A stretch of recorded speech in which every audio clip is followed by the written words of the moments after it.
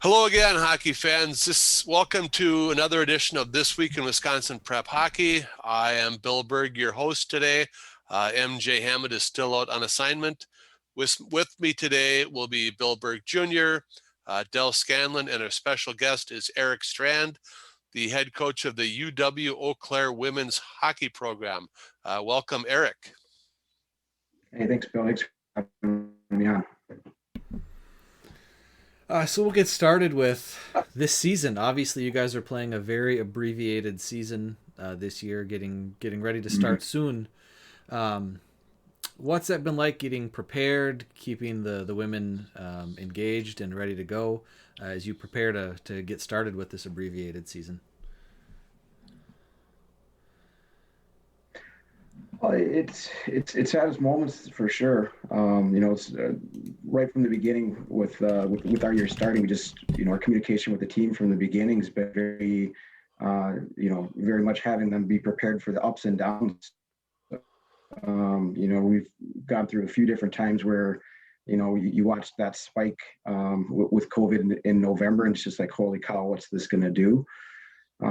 So you're watching that whole time, not knowing how that will impact decisions that are made for competing. You're watching other schools and decisions being made by some schools out east that decided very early they're not going to compete. So it was just preparing them that to be grateful every single day we're able to be at the rink, just because you just don't know which if you will have it tomorrow when you're leaving, quite frankly. Our group's already gone through quite a bit adversity, just getting to this moment. So to say that we're a little over a week away from potentially playing our first games, and are more than ready to drop the puck at this point. Yeah, and it looks like your schedule this year is basically 2 games against each of the other WIAC teams. And then the O'Brien Cup tournament, and that's pretty much it.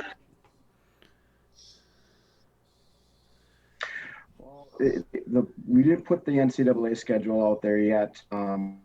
That's what we've got two different conference schedules depending on what gets decided or finalized with that. Right now, the NCAA's are an option. So really the only change that might be is with the format, potentially, if all of a sudden the NCAA tournament isn't an option from the standpoint of it being held. If none of our teams qualify for it or look like they'll qualify for it, I think they'll keep the tournament, the O'Brien Cup schedule as it is. But if for some reason the NCAA gets together and there's not enough conferences to play or whatever it's decided, we've got a different format for that, just to try to maximize the opportunity for our players. But it's an extremely condensed schedule, no doubt. I mean, we've usually played that many games by middle of November, end of November. But I think you talk with any one of our players, especially our seniors, if they have the opportunity to play 2 games this year, they're gonna we're excited about that. So You guys graduated a couple All-Americans last year and a lot of talent. 3 straight NCAA tournament appearances. Before this all happened, you had high expectations, I assume, coming into this year as well. yeah, every year, the last few years, it seems like the team's become a little bit stronger. Lessons learned from the prior year passed down, and the group continues to be hungry. So with the way that last year ended, obviously a couple of great All-Americans on top of the other seniors that left us, and the wealth of experience that they had gained. This year we're really young. We've got 9 freshmen that with 8 sophomores. So the majority of our roster this year is underclassmen. But with that being said, you have that energy too that comes in with the youth, we're really excited about this class that came in, and how they complement what we brought back this year. For me, it's every day's been kind of like a kid going the day of Christmas. You have this toy that you want to play with, and show it off to all your friends, and we're hoping that in another week we're going to get that chance, because we've been very happy with what we've seen at the rink so far, just as far as just the skill, the grit that we brought, and just the way that they're bonding in a very short period of time. We're pretty excited for this group to hit the ice.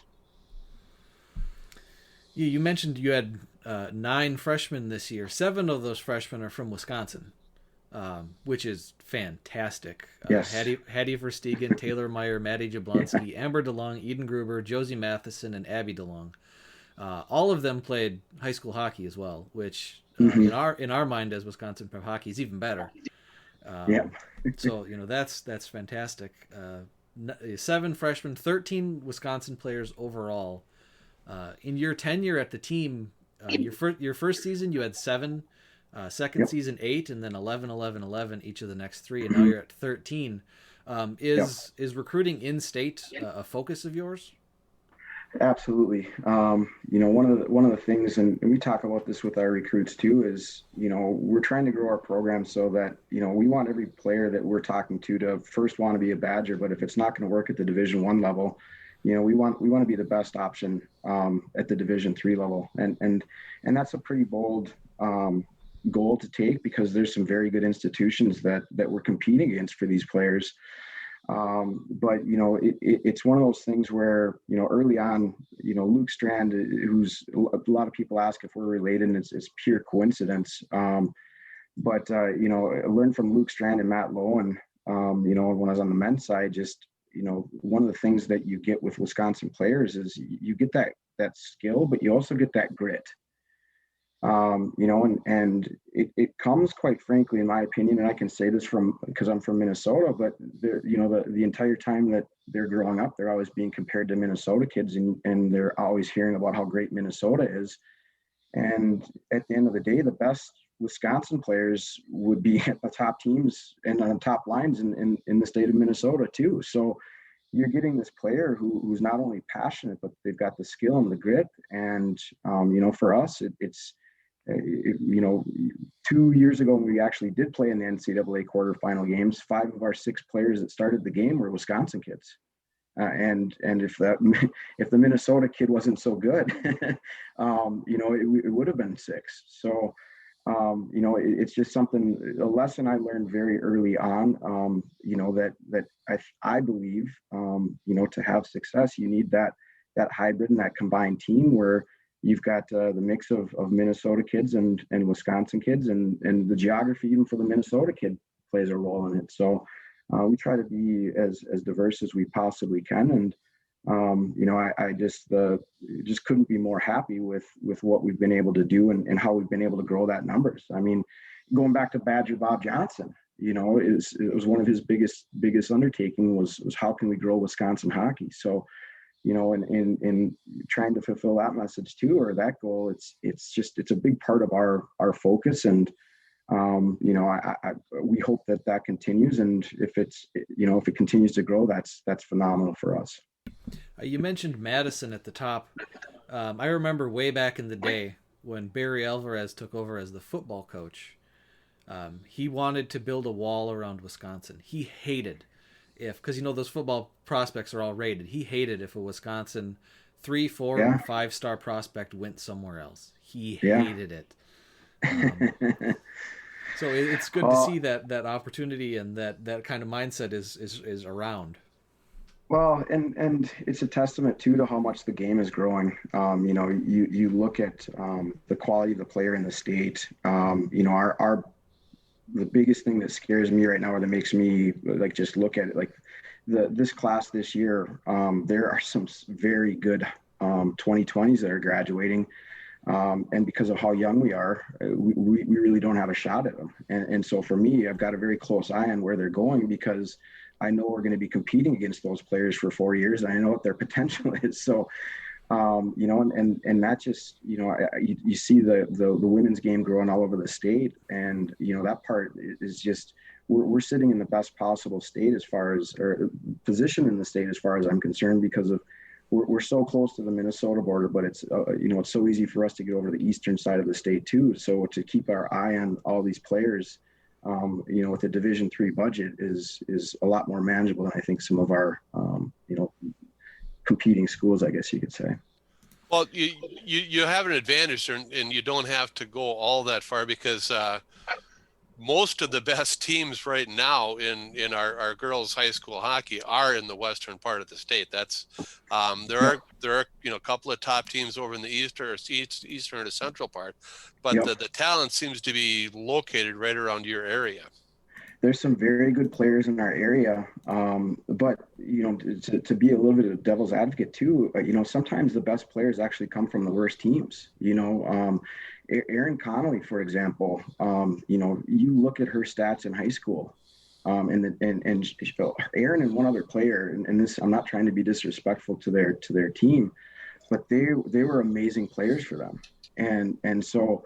And I say that just in case there's any parents watching this and they're concerned because maybe their kid isn't on one of those great teams right now. You learn a lot about watching recruits on teams that aren't doing well. Because you want, for me, when I'm watching players, you want to see how do they deal with that adversity, because when they get to college, it's not smooth sailing, and it's not just UW Eau Claire, it's any school. It's their first time away from home. The adversity that they go through, even when things are going well, you want to have kind of an idea of, okay, how will this player handle it? And so, from that standpoint, it is, we have to be, as a staff, we're always talking about, okay, what's going on in the state? Who are we watching right now? How are they handling it? And we don't, obviously you're focusing on the top teams because you want players that have that kind of that winning mentality already in their system, but you don't want to miss somebody who's great that has an even bigger chip on their shoulder because they haven't had that success yet. And when you get that player and you get them on board and you start having success, they are so hungry, and they don't take it for granted. Whereas maybe somebody who's been winning quite a bit, they've had some success. So it's just a way, a little bit how our staff looks at it.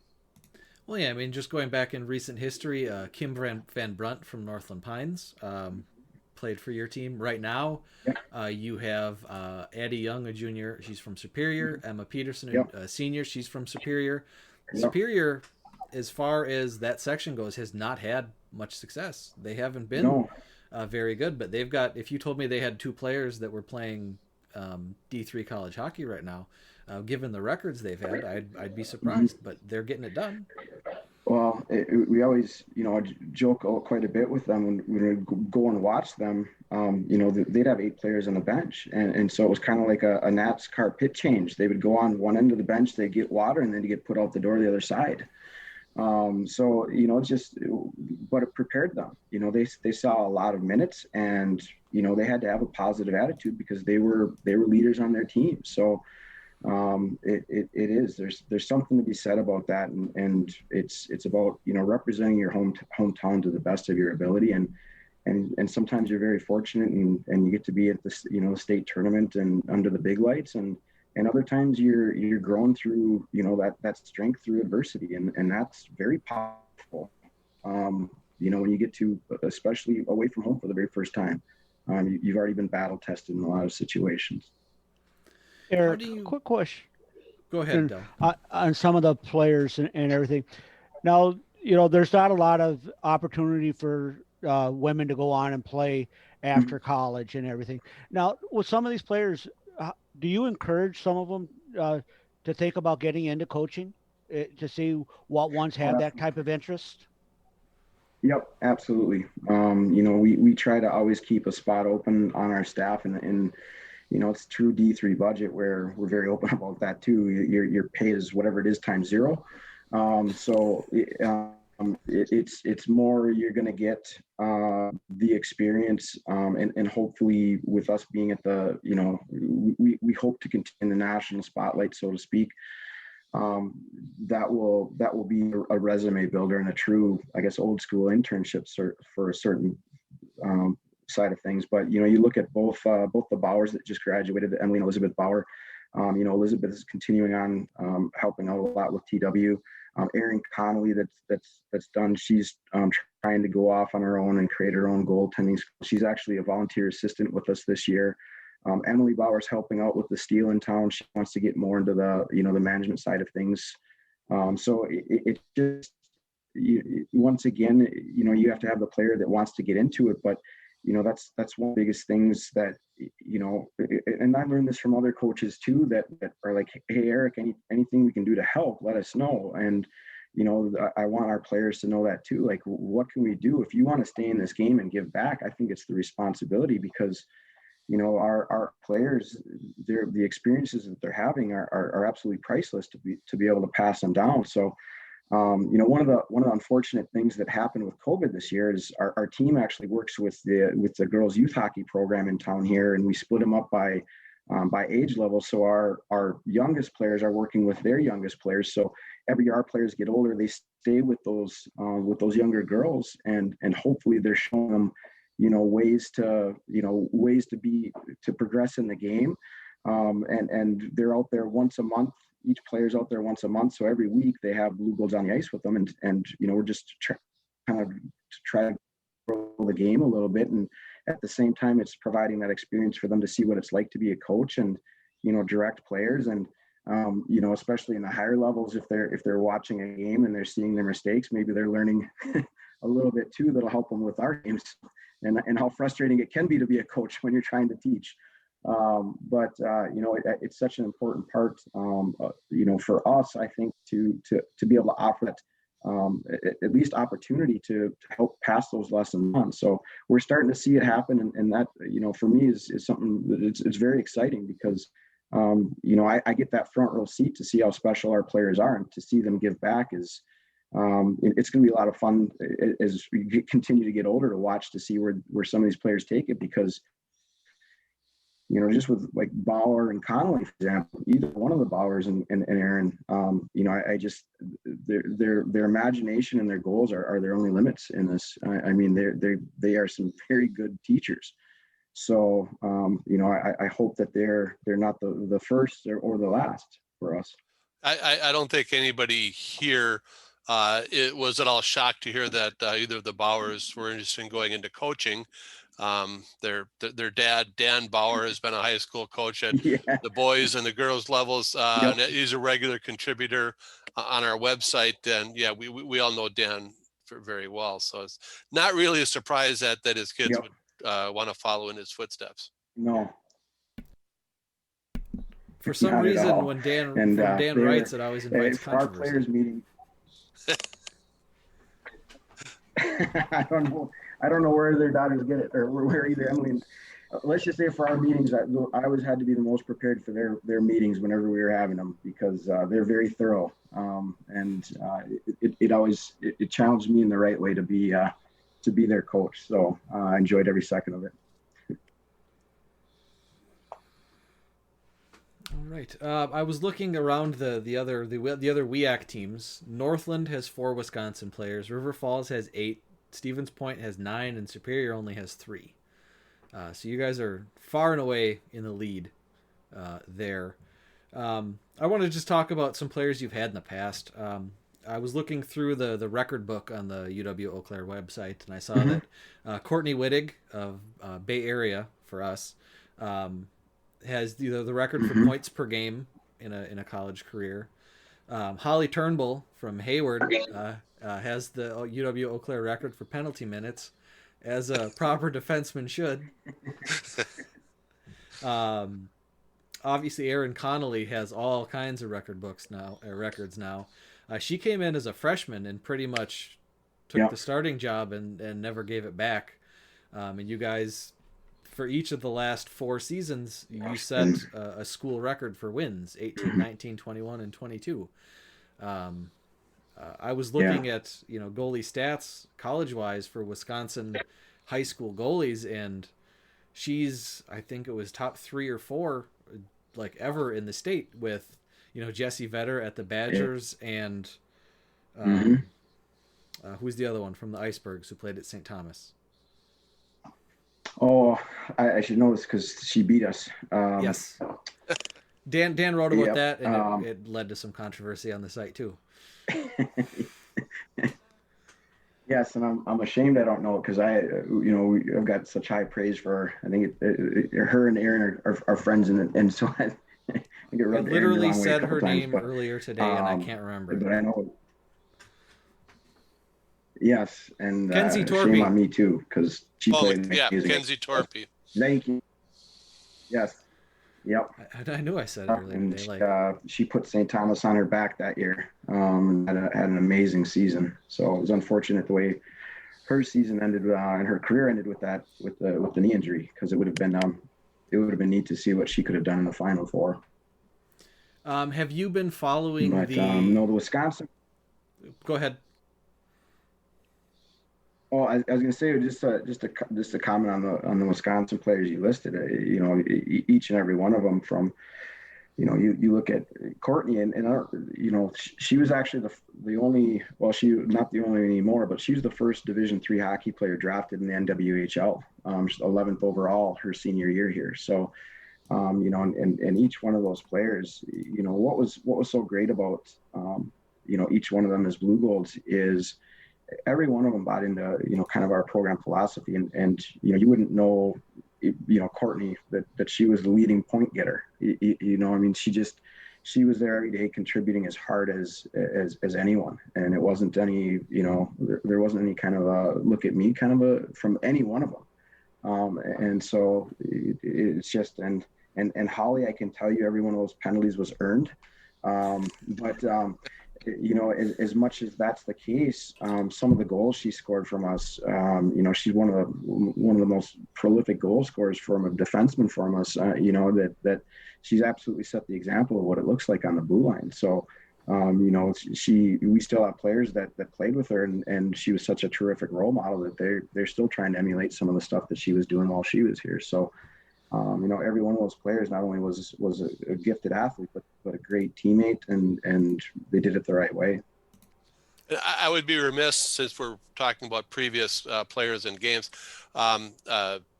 We used to run a girls' summer program, and Bill's brother was our goalie coach.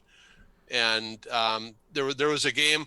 One year we had Kim Van Brunt and Kristen Pekacek as our two goalies. Mm-hmm. And Bob saw that in one game that they played against each other to a scoreless tie. And that was like the best thing that he could have imagined ever happening. Two goalies that he worked with during the summer playing in college to a scoreless tie. It's like, yes. And I do think that was her senior year too. We had a lot of ties that year, so and Kim was great too. Have you been? They just started up this past weekend. Have you been watching any of the NWHL since you mentioned Courtney Wittig was drafted a couple of years ago? I haven't got to watch any games. I've been following a lot on Twitter, watching a lot of the goals, keeping track of the scores. Lake Placid, obviously being hockey people, that's kind of like our Graceland. So, and then for us, that's where we, in 2013 on the men's side, we won a national championship. So anytime I can watch any highlights there, it just brings back memories. Pay attention to different plays that happen on the ice, and it'll make me think of something that happened in one of our games. But, it's great to see what's going on with that. You hope that is something that decades from now you look at and say, you're there for the beginning. And, I think it's great for women's hockey overall, just to continue to grow the game. So, hopefully this continues to go well. It seems like it's done really well. I think they've had 80,000 viewers yesterday. Obviously, today's wrapped up or just about to wrap up. But it's one of those things we just hope that it continues to go well, because the women's game, from where it was to where it is two dramatically different places. The speed, the plays that are made now, the physicality. It's just.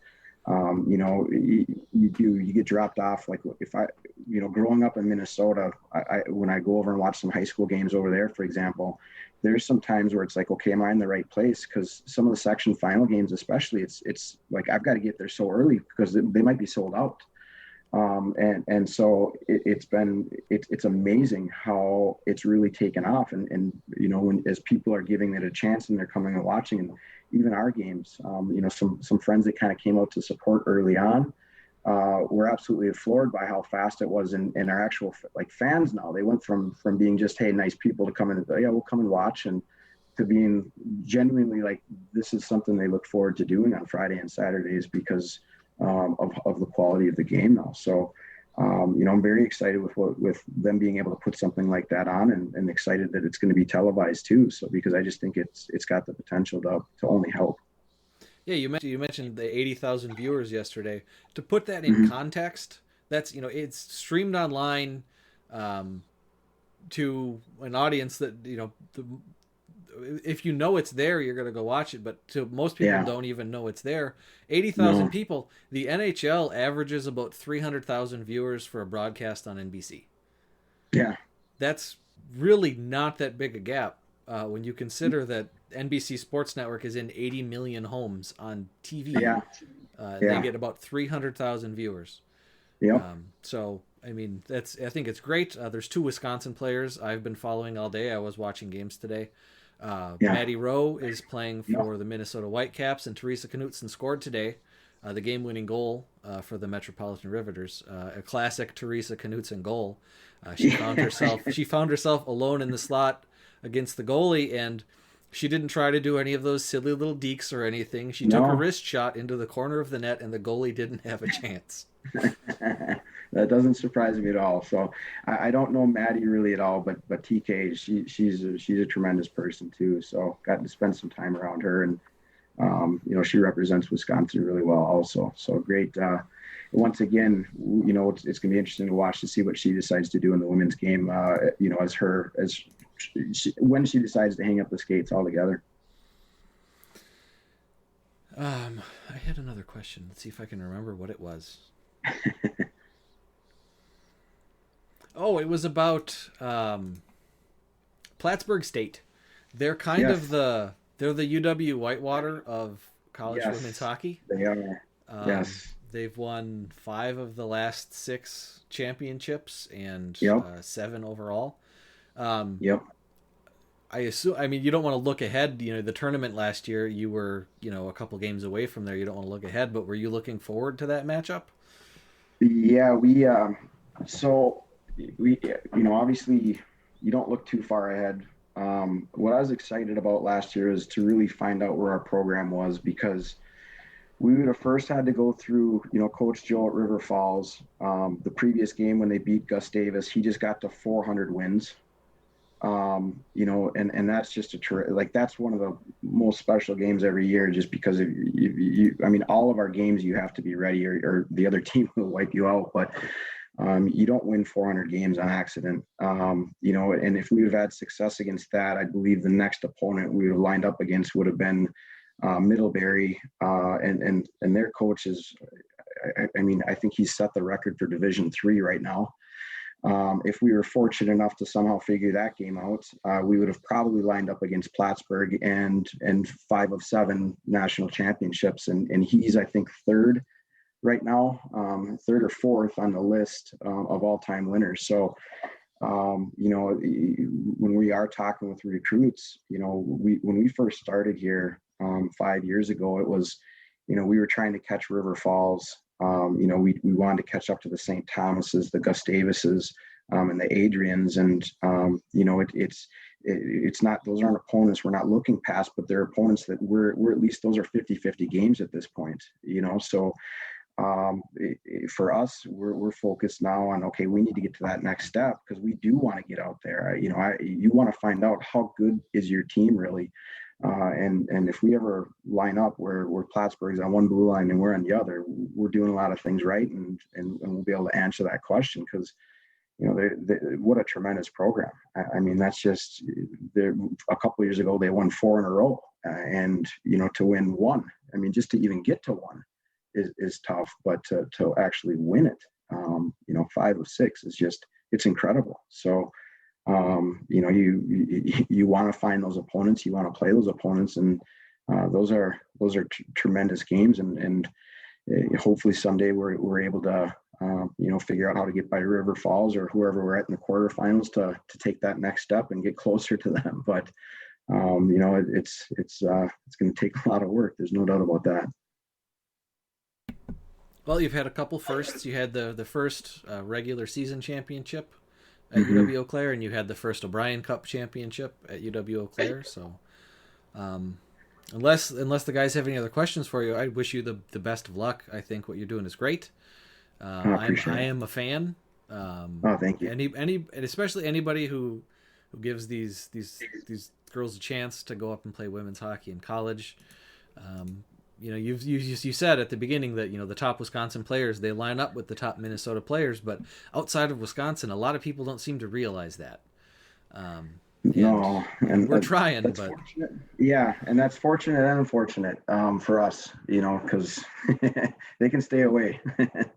But no, I appreciate you guys having me on, and appreciate what you all are doing too. So thanks for inviting me and having as a guest, and hopefully we can come back, maybe bring a trophy with us one of these other times. that would be great. Thanks, Coach. All right. Thank you, All right, Coach. thanks, Del. Yep, thanks you guys. Have a great evening.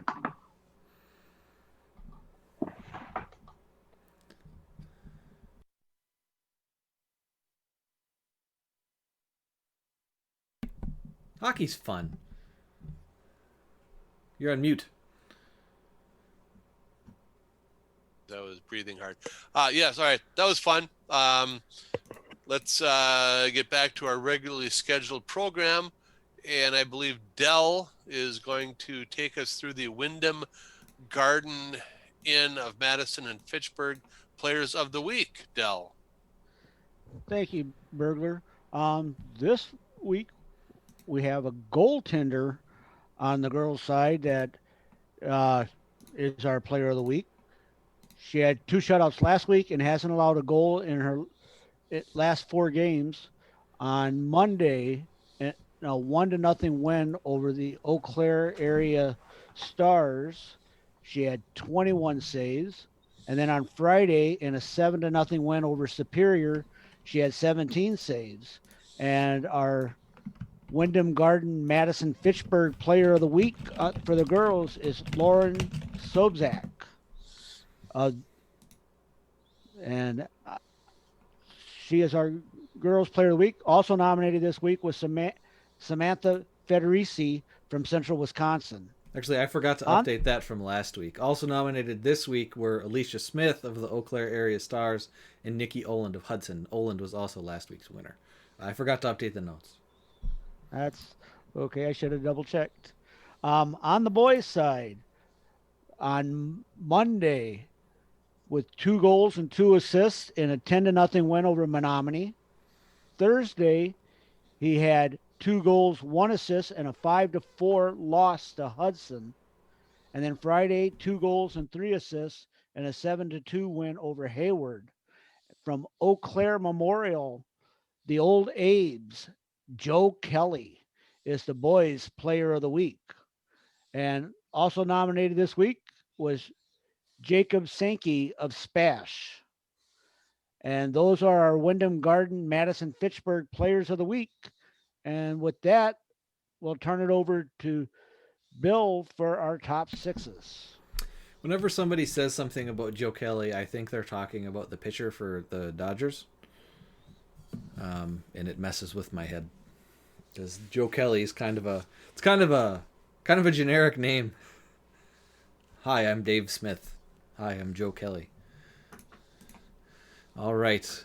We have 3 unanimous number 1s this week.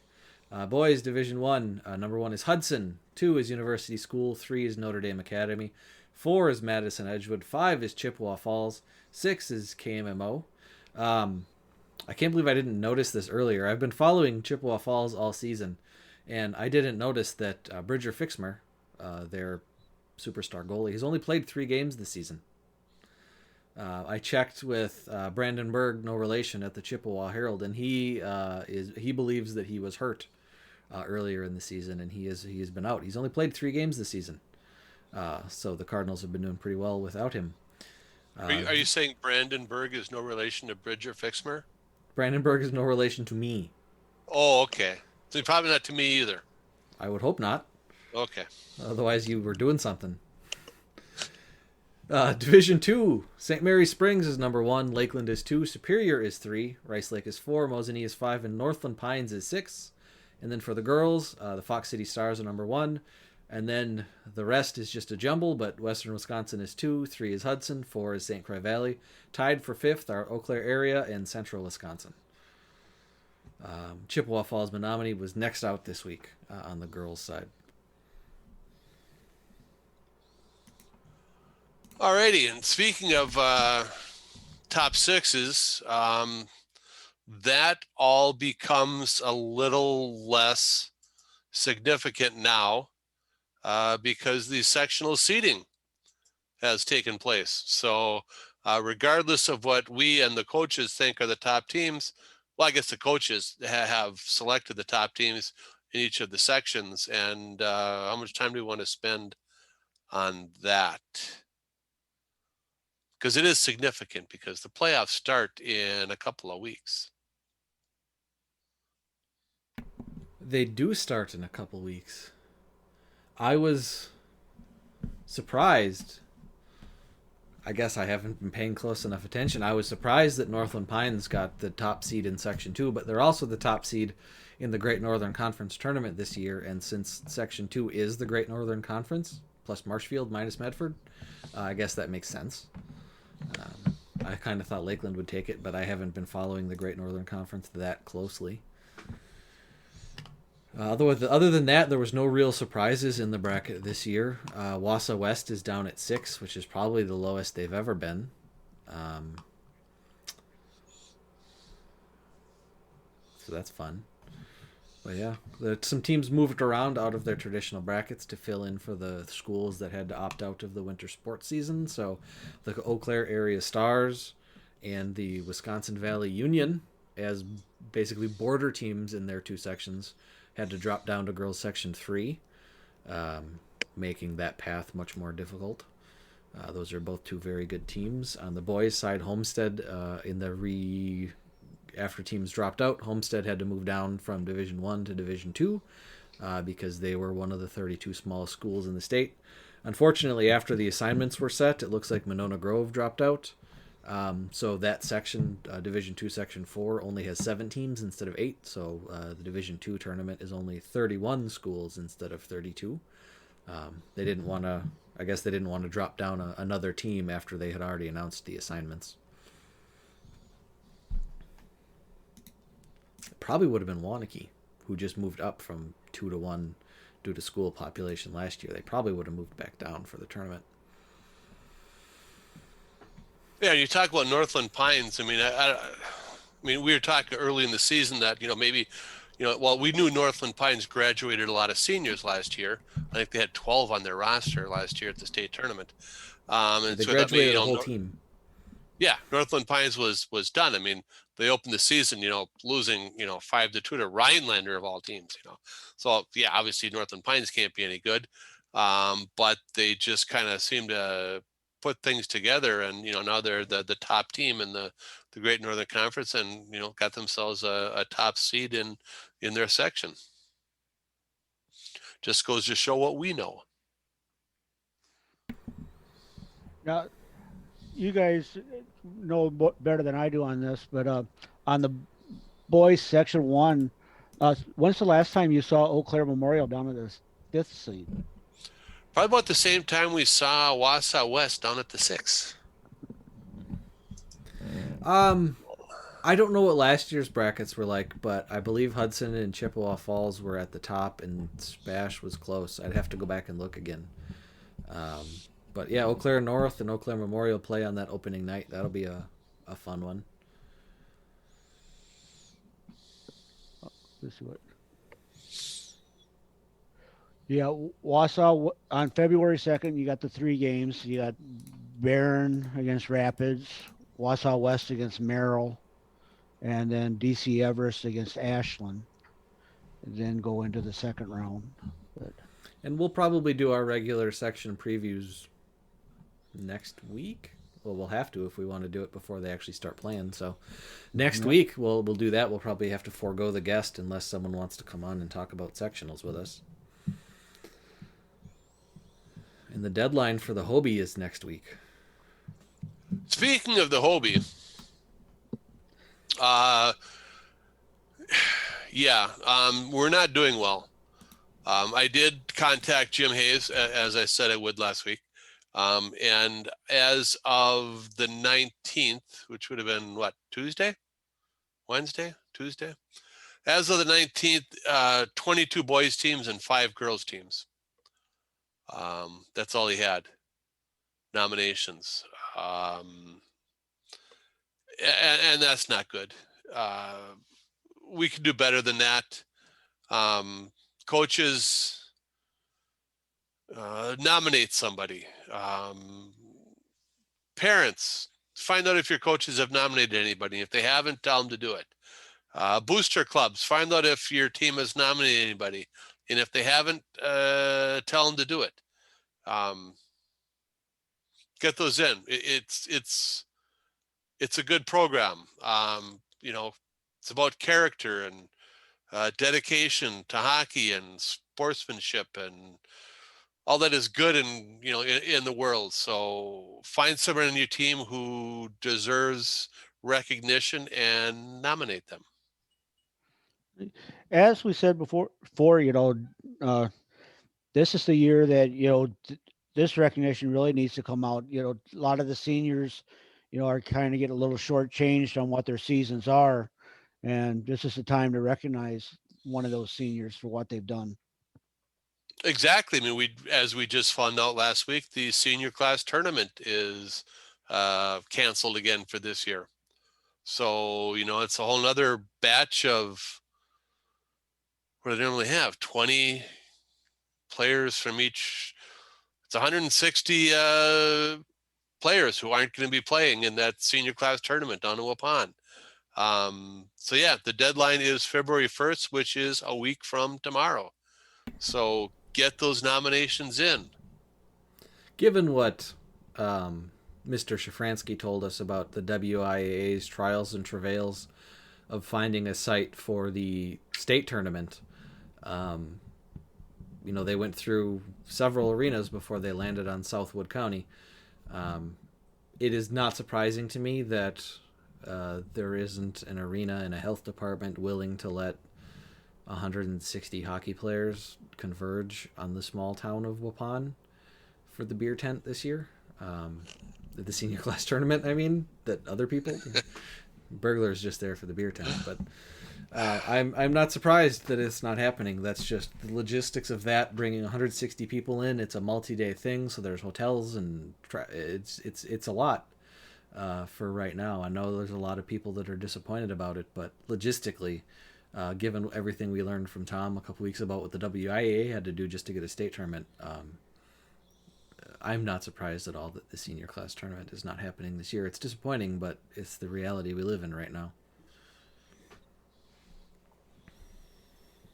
And if MJ was on tonight, he'd, say what a disappointment that is for Mason, who is a senior this year. Yes, I was gonna, bring that up with MJ this year because Janesville started winning games. It looked for quite a while like Janesville was gonna go Mason's senior season. They lost their first many games, but since that opening stretch, they are 4-3. So they've started turning things around and winning games, including beating Oregon 7-5. Oregon was briefly in the Division II top 6. So that's good for them. I have not looked to see if Mason tallied any points in those games. Well, I'm quickly looking. Let's see. He's got. He does have an assist on the season, and a penalty. Penalty's probably more fun. Well, it depends on the kind of penalty. Well, yeah. That's. Yeah, I would. Based on the past, I would have expected more penalty minutes from him. So apparently, he's gotten himself under control. Discipline. He's learned discipline in his senior season. Well, good on you, Mason. All right. Is there anything else? Dell? You're on mute. Dell's on mute. There we go. I really don't have anything else this evening. It's hard to believe that we're down to the final week of the regular season. We are down to the final week of the regular season. That means that as staff, we need to start compiling our award nominees. I was going to say that means that there are like conference tournaments coming up. That too. Not that we're going to go to any, but I don't know. I don't know if the Badgerland is doing their tournament this year. If anybody from the Badgerland is listening, let me know. Or I guess it's the Eastern Shores on the girls' side. They do the same thing. I know that the Great Northern Conference is doing their tournament. It starts this week. I don't know if the Badgerland actually exists as a conference this year.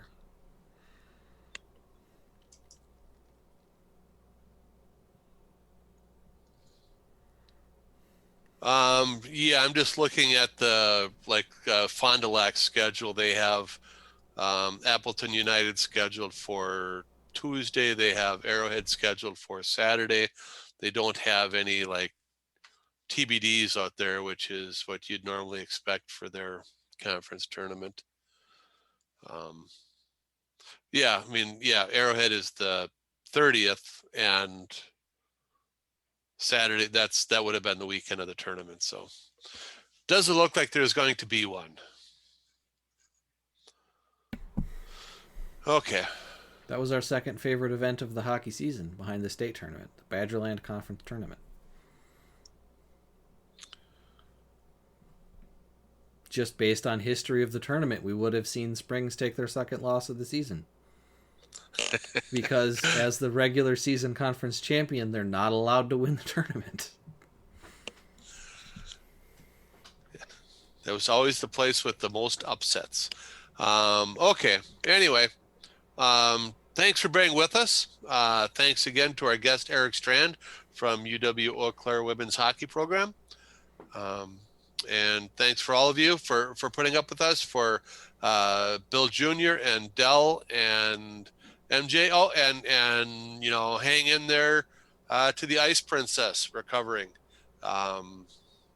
Take care of her, MJ. You'd be lost without her. Anyway, come back next week. We'll try this again, and hopefully MJ will be here. Thanks again for listening, and good night.